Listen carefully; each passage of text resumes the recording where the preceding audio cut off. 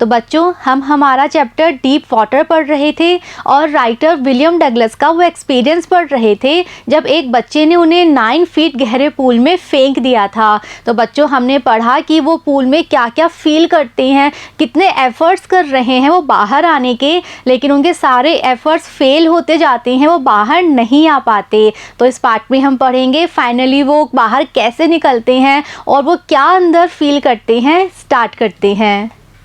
And then strangely there was light. तो writer कह रहे हैं कि अभी तक तो वो गहरे अंधेरे पानी में थे, लेकिन फिर स्ट्रेंजली यानी अजीब तरीके से उन्हें क्या दिखाई देती है, लाइट, रोशनी नज़र आती है।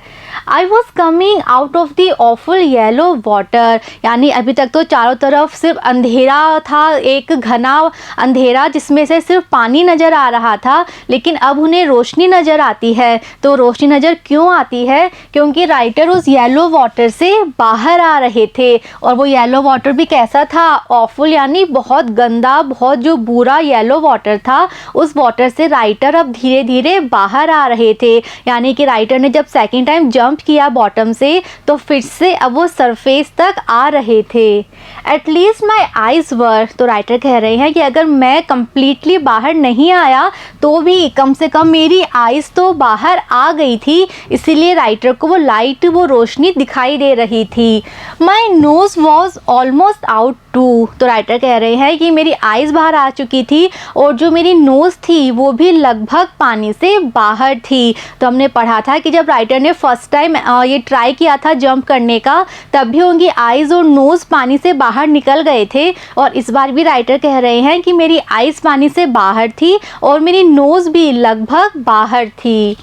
Then I started down a third time. तो बच्चों वो सेकेंड टाइम वापस सरफेस तक आते हैं, लेकिन वो स्विम नहीं कर पाते, और फिर से थर्ड टाइम, तीसरी बार उनकी लॉन्ग जर्नी स्टार्ट हो जाती है, जो कहाँ जाती है, डाउन बॉटम तक। तो थर्ड टाइम वो डाउन जाना स्टार्ट हो जाते हैं। I sucked for air and got water. Suck कहते हैं बच्चों कोई चीज़ मुंह में लेना। तो राइटर ने अपना मुंह खोला, क्या करने के लिए, एयर लेने, हवा लेना चाहते थे वो सांस नहीं ले पा रहे थे पानी में। तो अब जब वो सरफेस पे आए तो उन्होंने अपना मुंह खोला हवा लेने के लिए। एंड गॉट वाटर, और एयर की जगह उनके मुंह में पानी चला जाता है। The yellowish light was going out, और अभी जो उन्हें थोड़ी सी लाइट दिखाई दी थी येलोइश, वो लाइट फिर से गोइंग आउट चली जाती है, खो जाती है। मतलब फिर से वो सरफेस से नीचे जाना स्टार्ट हो जाते हैं। तो जो लाइट उन्हें भी दिखाई दी थी, अब वो लाइट उन्हें फिर से दिखाई देनी बंद हो जाती है। Then all efforts ceased. तब राइटर फिर से नीचे जा रहे हैं, तो कह रहे हैं कि उनके जो सारे एफर्ट्स थे, इतनी देर से वो जो कोशिश कर रहे थे, वो सारे एफर्ट्स, सीज होता है बंद होना, ख़त्म होना, तो वो अपने सारे एफर्ट्स ख़त्म कर देते हैं, अपने सारे प्रयास वो रोक देते हैं। आई रिलैक्स। तो राइटर कह रहे हैं कि मैं बिल्कुल रिलैक्स हो गया, बिल्कुल आराम की पोजीशन में आ गया। तो बच्चों ये बिल्कुल डिफरेंट फीलिंग है राइटर की। हमने पढ़ा था राइटर कितने एफर्ट्स कर रहे हैं, कभी हाथ पैर चलाते हैं, कभी अपने हाथ फैलाते हैं कि कोई रस्सी, कोई वाटर विंग उनके हाथ में आ जाए, पूरी तरह से कोशिश कर रहे हैं बाहर आने की। लेकिन अचानक से राइटर कह रहे हैं कि वो बिल्कुल रिलैक्स हो जाते हैं, अपने सारे एफर्ट्स बंद कर देते हैं। Even my legs felt limp. Limp कहते हैं बच्चों बेजान होना। तो अभी तक उनको अपने पैर बिल्कुल हार्ड यानी रिजिड लग रहे थे, कठोर लग रहे थे। अब उनको लगता है कि उनके पैर बिल्कुल लाइट हो गए हैं, बिल्कुल बेजान हो गए हैं। And a blackness swept over my brain. और राइटर को लगा कि उनके ब्रेन पे, उनके मस्तिष्क पे एक अंधेरा, एक कालापन छा गया है। It wiped out fear. और उस अंधेरे ने क्या किया, सारा डर मिटा दिया। It wiped out terror. जो राइटर के अंदर इतना टेरर था, भय था, डर था, वो भी हटा दिया। There was no more panic. तो राइटर कह रहे हैं कि अब मैं और ज़्यादा डरा हुआ, घबराया हुआ नहीं था। It was quiet and peaceful. तो राइटर को अब सब कुछ बहुत शांत लग रहा था, शांति से भरा हुआ लग रहा था। तो बिल्कुल बच्चों एक अजीब सी फीलिंग अब राइटर को लगती है। अब उन्हें सब कुछ अच्छा लग रहा था, शांत लग रहा था। Nothing to be afraid of. तो राइटर को लग रहा था अब किसी भी चीज़ से डरने की ज़रूरत नहीं है। This is nice. राइटर को ये नाइस अच्छा लग रहा था। To be drowsy. ड्राउजी कहते हैं बच्चों नींद आना। तो अब राइटर को लगा कि उन्हें नींद आ रही है और ये उन्हें अच्छा लगा। To go to sleep. तो वो सोना चाहते थे।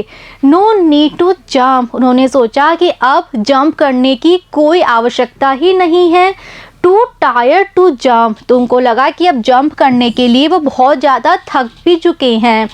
It's nice to be carried gently. तो इतने आराम से उनको पानी में रहना अब अच्छा लग रहा था। तो बच्चों उन्हें पानी में इतनी देर हो चुकी है, अभी तक वो इतने एफर्ट्स कर रहे थे, कभी हाथ पैर मारते हैं, कभी कुछ पकड़ने की ट्राई करते हैं, बॉटम तक जाते हैं, जंप करते हैं, लेकिन बच्चों अब जब वो थर्ड टाइम बॉटम तक जा रहे थे तो वो इतने ज़्यादा थक जाते हैं कि वो अपने सारे एफर्ट्स अब छोड़ देते हैं, वो कोशिश कर ही नहीं पाते और वो कहते हैं कि मुझे अच्छा लग रहा था, मुझे लग रहा था कि मुझे नींद आ रही थी और वो एक्चुअल में सोना चाहते थे, क्योंकि वो इतने थक चुके हैं कि उनमें अब बिल्कुल स्टेमिना नहीं है, बिल्कुल स्ट्रेंथ नहीं है और ट्राई करने की।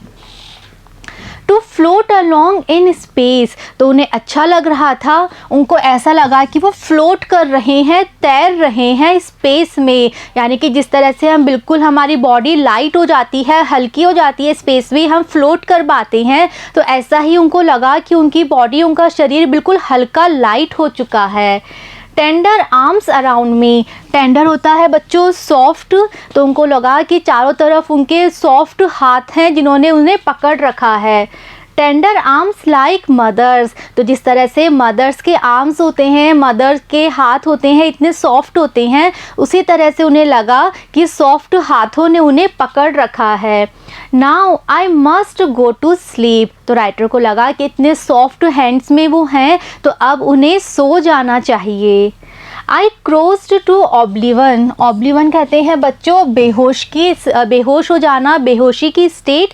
तो राइटर को लगा कि वो बेहोशी की स्टेट को क्रॉस कर चुके हैं। And the curtain of life fail. और राइटर को लगा कि उनकी लाइफ का जो कर्टन है वो गिर चुका है, यानी कि उनकी लाइफ एंड हो गई है। तो राइटर अब बिल्कुल सच में थक चुके थे, वो बेहोश होने वाले थे, उनमें बिल्कुल स्ट्रेंथ नहीं बची थी कि वो और एफर्ट्स करें, और उन्हें लगा कि अब बस मैं सो जाऊं, हमेशा के लिए सो जाऊं और मेरी लाइफ का कर्टन गिर जाए, मेरी लाइफ एंड हो जाए।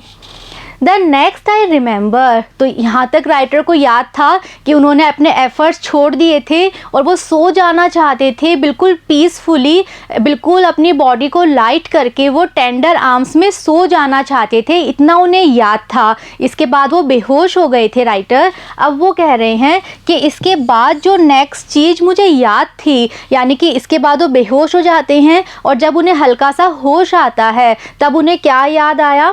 I was lying on my stomach. तो इसके बाद उन्हें याद थी ये बात कि वो अपने स्टमक के बल पे, यानी कि अपने पेट के बल पे लेटे हुए थे, बिसाइड द पूल, पूल के पास में, वॉमिटिंग और वॉमिट कर रहे थे। जो पानी उनके पेट के अंदर, लंग्स के अंदर चला गया था, उस पानी को वो बाहर निकाल रहे थे, उल्टी कर रहे थे। यानी बच्चों राइटर पानी के अंदर, पूल के अंदर बेहोश हो जाते हैं और फिर कोई उन्हें बाहर निकालता है, पूल के पास लेटाता है और उनसे वॉमिट करवाता है। जो पानी उनके अंदर चला जाता है वो पानी उनके पेट में से बाहर निकलवाता है। तो बेहोश होने के बाद राइटर को अब होश आया जब वो वॉमिट कर रहे हैं, अपना पानी बाहर निकाल रहे हैं। The chap that through me in was saying. तो अब जब उन्हें होश आया तो वो लड़का, चैप कहते हैं लड़का, तो जिस लड़के ने उन्हें पूल के अंदर फेंका था वो भी वहीं खड़ा था। तो वो लड़का क्या कह रहा है?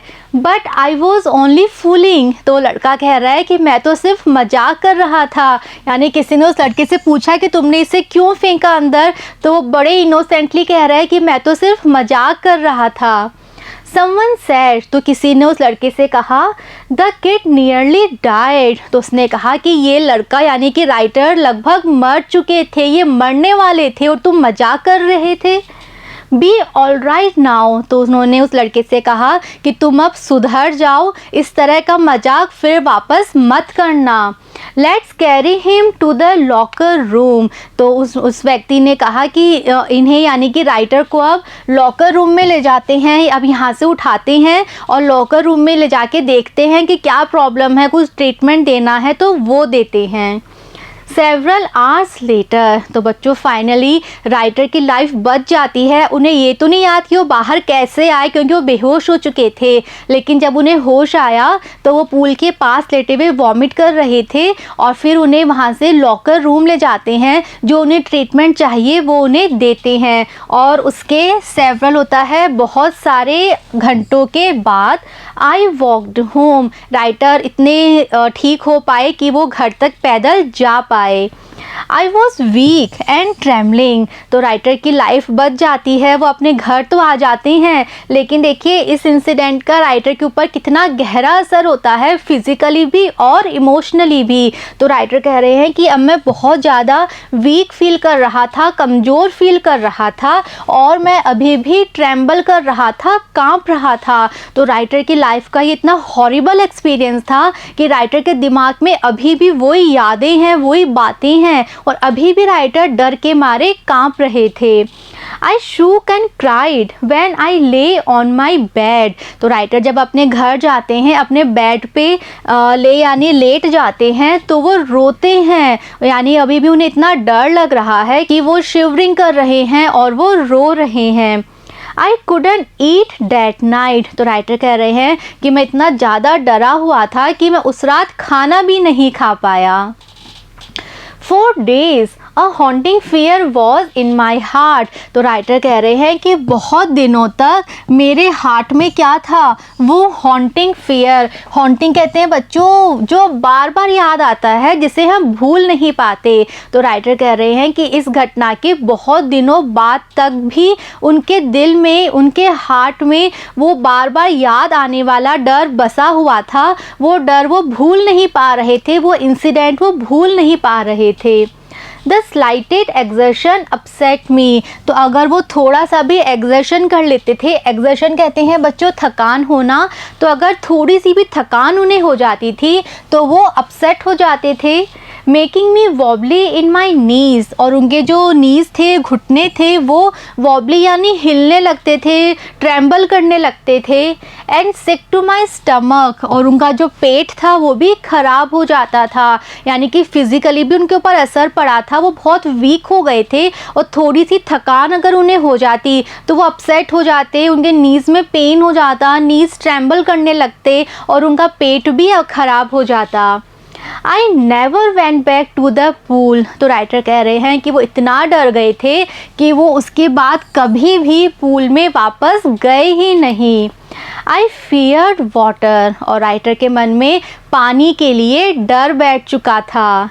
आई avoided it whenever I could, और वो पानी में जाना हमेशा अवॉइड करते थे, पानी में जाने से हमेशा बचते थे। जब भी वो ऐसा कर पाते तो वो पानी में बिल्कुल जाना ही नहीं चाहते थे और हमेशा अवॉइड करते थे, हमेशा बचते थे पानी में जाने के लिए। तो कितना गहरा असर इस इंसिडेंट का राइटर के मन में हुआ था, हमेशा के लिए उनके मन में पानी के लिए डर बैठ गया था। A few years later, तो इस घटना के कुछ सालों बाद, यानी कि कुछ सालों तक भी उनके मन में असर था। When I came to know the waters of the cascades, I wanted to get into them. Cascades बच्चों वाटरफॉल को भी कहते हैं, झरनों को भी कहते हैं, और कैस्केड नाम की एक रिवर भी है यूएस में। तो राइटर कह रहे हैं कि इस घटना के कुछ सालों बाद उन्होंने सुना कि कैस्केड नदी का जो पानी है वो कितना अच्छा है, ये उन्होंने सुना, तो वो भी चाहते थे कि वो भी कैस्केड रिवर के पानी में जाएं, वो भी उस रिवर में जाना चाहते थे। एंड whenever I did, तो राइटर कह रहे हैं कि जब कभी भी मैंने ऐसा किया, मैं पानी में गया, whether I was wedding the Titan और बम्पिंग रिवर, तो पानी में वो कब कब गए, तो कह रहे हैं चाहे कि मैं वेडिंग करते हैं बच्चों पानी में पैदल चलना, तो वो कह रहे हैं कि टाइटन बच्चों रिवर का नाम है और बम्पिंग रिवर भी एक रिवर है, तो कह रहे हैं कि चाहे टाइटन या बम्पिंग रिवर में पैदल चलने का काम हो, और bathing in warm lake of the Goat Rocks, या फिर वार्म लेक एक लेक का नाम है जो कि इस एरिया में है, गोट रॉक्स एरिया में है, तो या फिर गोट रॉक्स में जो वार्म लेक है वहाँ पे बाथ नहाने का काम हो।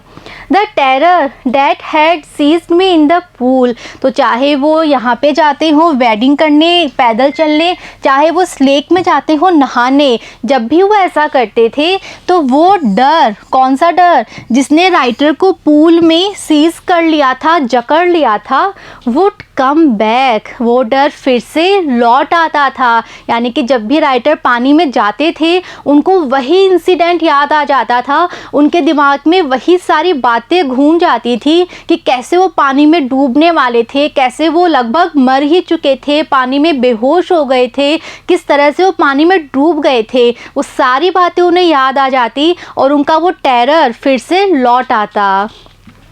It would take possession of me completely, और फिर वो टेरर क्या करता, पोजेशन कहते हैं बच्चों अधिकार में लेना, तो वो टेरर लौट आता और राइटर को पूरी तरह से अपने वश में कर लेता, अपने अधिकार में कर लेता, तो राइटर अपनी इन राइट्स को कभी भी इंजॉय नहीं कर पाते।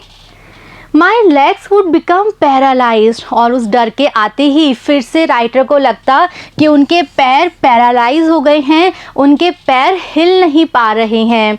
IC horror would grab my heart, और राइटर को लगता कि उनके दिल में क्या हो गया, आईसी हॉरर, यानी कि बिल्कुल चिलिंग डर, एक ऐसा डर जो जिसको वो हटा नहीं पाते, एक ऐसा डर जो कि कम्प्लीटली उनको अपने वश में कर लेता, ऐसा डर उनको फील होता जब कभी भी वो पानी में जाते।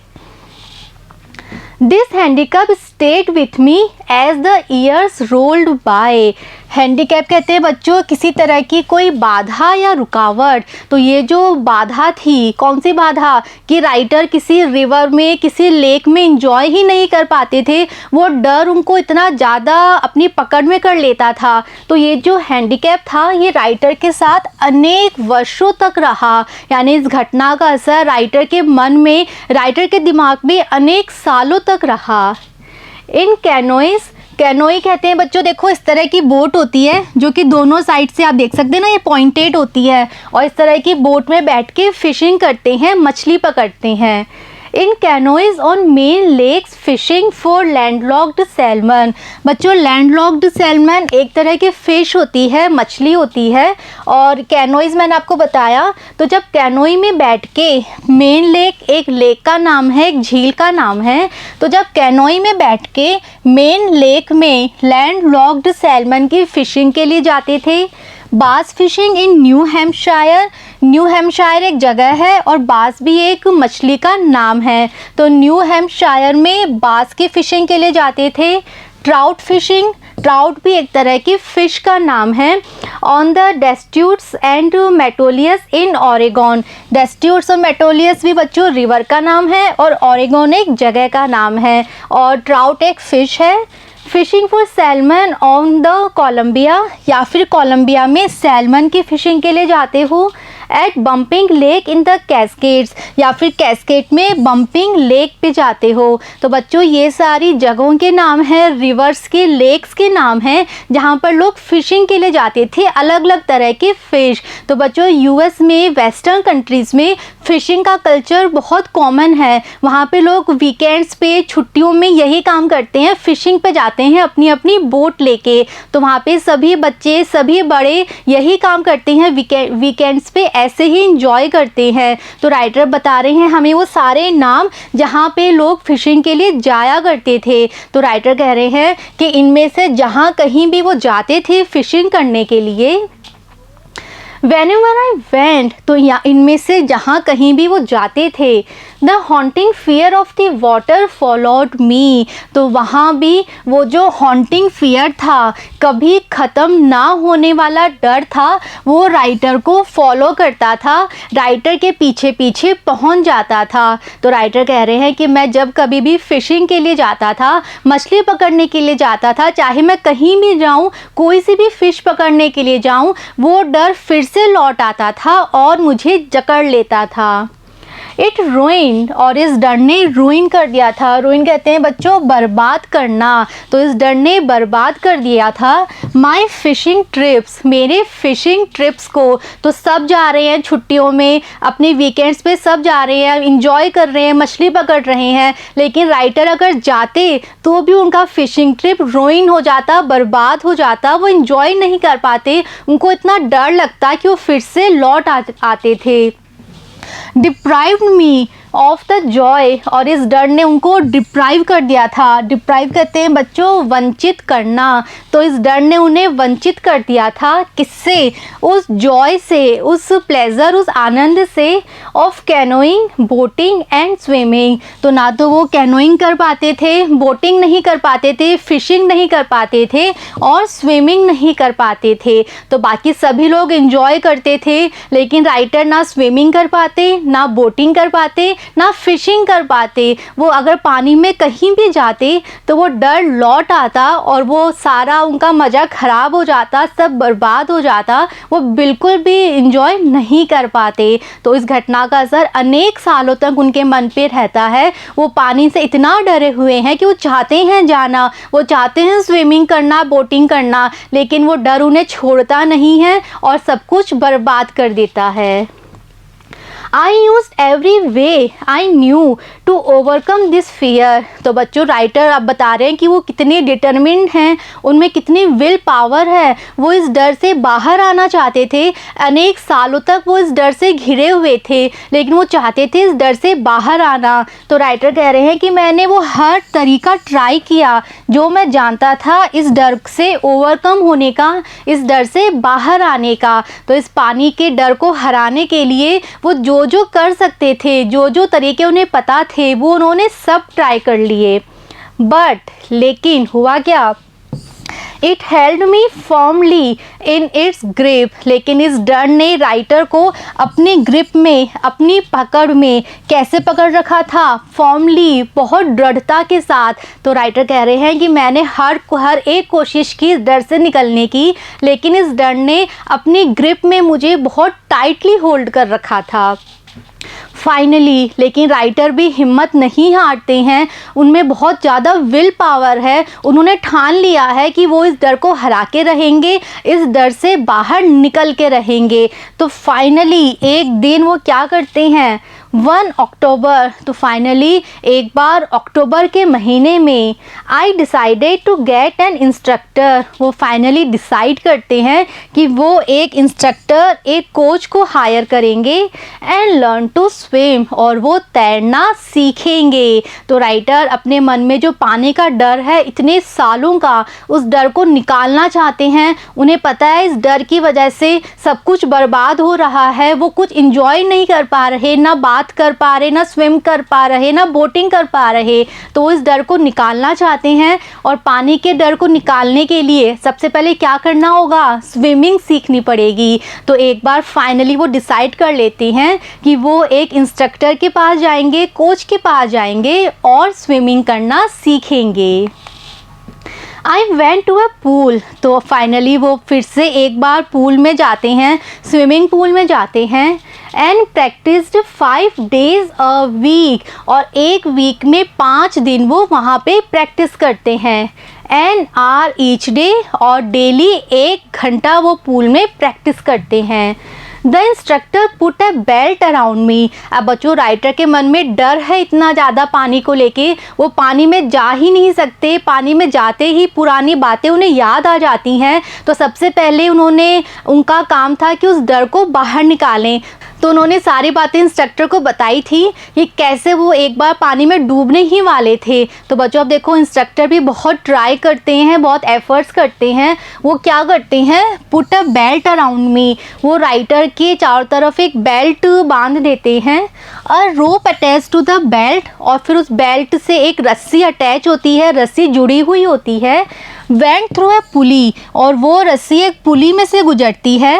Date ran on an overhead cable, जो कि एक ओवरहेड केबल में से जुड़ी हुई थी। तो बच्चों पुली क्या होता है, ये आपने देखा होगा साइंस में भी, ये इस तरह का एक लीवर की तरह काम करता है। तो अब राइटर को डर है, वो पानी में जाना ही नहीं चाहते। तो अब इंस्ट्रक्टर ने क्या आइडिया लिया, उन्होंने एक पुली का यूज़ किया, और ये पुली के ये एक रस्सी है पुली पे से। तो एक किनारा तो यहाँ पे इंस्ट्रक्टर है, एक रस्सी का किनारा इंस्ट्रक्टर के हाथ में रहता है, और दूसरे किनारे से यहाँ पे राइटर है और उनके कमर पे बेल्ट है, और दूसरा किनारा यहाँ बंधा हुआ है, और ये रस्सी इस पुली में से गुजरती थी। He held on to the end of the rope, तो उस रस्सी का जो किनारा था वो इंस्ट्रक्टर के यहाँ पे हाथ में था। And we went back and forth across the pool, और फिर इस तरह राइटर, ये समझ लीजिए आप पूल है, तो इस तरह राइटर पूल के बैक एंड फोर्थ आगे पीछे चलते रहते थे। तो इंस्ट्रक्टर पूल के किनारे पे खड़े हैं रस्सी को पकड़े हुए, उस रस्सी का दूसरा एंड राइटर की कमर पे बेल्ट से बंधा हुआ है, और फिर राइटर पूल में आगे पीछे प्रैक्टिस करते रहते थे। तो स्टार्टिंग में पहला काम था पानी का डर निकालना, तो इस तरह से राइटर ने अपने इंस्ट्रक्टर के साथ मिलके ये आइडिया यूज़ किया। Hour after hour, day after day, week after week, तो इसी तरह से वो हर एक दिन, हर एक घंटे और हर एक वीक इसी तरह से वो मेहनत करते रहे, इसी तरह से वो प्रैक्टिस पानी में करते रहे। On each trip across the pool, a bit of the panic seized me, तो राइटर कह रहे हैं कि इतना ईजी नहीं था ये प्रैक्टिस करना, अभी भी राइटर के मन में डर था। और जब भी वो पूल में ट्रिप लेते थे, जब कभी भी वो पूल में इस तरह से जाते थे, तो वो जो पैनिक था, वो जो डर था, अभी भी राइटर को हल्का सा जकड़ लेता था। उस डर का एक अंश अभी भी राइटर के मन में था, जो कि राइटर को जकड़ लेता था। Each time the instructor relaxed his hold on the rope, तो राइटर कह रहे हैं कि प्रत्येक बार जब वो इंस्ट्रक्टर रस्सी पे अपनी होल्ड, अपनी पकड़ को रिलैक्स करता था, रस्सी की ग्रिप छोड़ता था, एंड आई वेंट अंडर, और राइटर पानी के नीचे जाते थे। Some of the old terror return, तो वो पुराना डर रिटर्न लौट आता था। एंड माई लेग्स फ्रोज, और राइटर को लगता कि फिर से उनके पैर जम गए हैं, हिल नहीं रहे। इट वॉज 3 months, तो इस तरह की प्रैक्टिस, इस तरह पुली से रस्सी के थ्रू कमर पे बेल्ट बांध के जो उन्होंने प्रैक्टिस करी, ये प्रैक्टिस उन्होंने 3 महीने तक करी। तो 3 months सिर्फ वो यही प्रैक्टिस करते रहे। क्यों? क्योंकि सबसे पहले पानी का डर बाहर निकालना था। The tension began to slack होता है बच्चों कम होना, तो जो राइटर के मन में पानी को लेके टेंशन थी, डर था, तो उस डर को कम होने में 3 महीने लगे। तो 3 महीने तक राइटर ने इसी तरह से पूल में प्रैक्टिस की। देन ही टॉट मी, तो 3 महीने के बाद अब इंस्ट्रक्टर ने राइटर को सिखाया to put my face under water, कि कैसे अपना फेस पानी के अंदर रखना है, एंड एक्सेल, और फिर एक्सेल सांस बाहर निकालनी है, and to raise my nose, और फिर पानी से बाहर अपनी नोज निकाल के इनहेल, सांस अंदर लेनी है। तो बच्चों जब हम स्विमिंग करते हैं तो हम इसी तरह से सांस लेते हैं, इसे कहते हैं ब्रीदिंग एक्सरसाइज। स्विमिंग करते समय इसी तरह से सांस ली जाती है कि आप नोज से सांस लीजिए पानी के बाहर, और फिर मुंह अंदर करके वहाँ पे आप एक्सेल कीजिए। तो फिर जब पानी का डर निकल गया, फिर इंस्ट्रक्टर ने राइटर को ब्रीथ करना सिखाया कि स्विमिंग करते हुए ब्रीदिंग किस तरह से करनी है। पानी के अंदर एक्सेल करना है और फिर नोज बाहर निकाल के इनहेल करना है। I repeated the exercise hundreds of times. तो राइटर कह रहे हैं कि राइटर ने हंड्रेड्स ऑफ टाइम्स, सैकड़ों बार ये एक्सरसाइज रिपीट की। ये जो ब्रीदिंग एक्सरसाइज है, सांस लेना सांस छोड़ना, राइटर कह रहे हैं कि मैंने हंड्रेड्स ऑफ टाइम्स इसकी प्रैक्टिस की। बिट बाय बिट, और फिर बिट बाय बिट, धीरे धीरे। आई शेड पार्ट, मैं शेड कहते हैं बच्चों हटाना, दूर करना। तो राइटर हटाते गए किसे? द पैनिक, उस डर को। दैट सीज्ड मी, जिस डर ने राइटर को जकड़ रखा था। When my head went under water, जब कभी भी राइटर का सिर पानी के अंदर जाता। तो राइटर कह रहे हैं कि अभी भी मैं कंप्लीटली उस डर से फ्री नहीं हुआ था, अभी भी उस डर ने अपनी पकड़ बना रखी थी। तो जब कभी भी मेरा सिर पानी के अंदर जाता वो डर लौट आता। लेकिन राइटर ने हंड्रेड्स ऑफ टाइम प्रैक्टिस करा और फिर धीरे धीरे वो डर, बिट बाय बिट, टुकड़ों में धीरे धीरे वो डर राइटर से दूर जाने लगा। राइटर उस डर से फ्री होने लगे। तो बच्चों यहाँ हम देख सकते हैं कि राइटर के अंदर कितनी अधिक विल पावर है, वो कितने डिटरमिन्ड है अपने इस डर को हराने के लिए, जिस डर ने इतने सालों से राइटर के ऊपर अपनी पकड़ बना रखी है। तो बच्चों नेक्स्ट वीडियो में हम देखेंगे कि राइटर फाइनली अपने इन कोशिशों में सफल होते हैं, क्या वो अपने इस डर को हरा पाते हैं और फाइनली स्विमिंग सीख पाते हैं। See you in the next video. Thank you.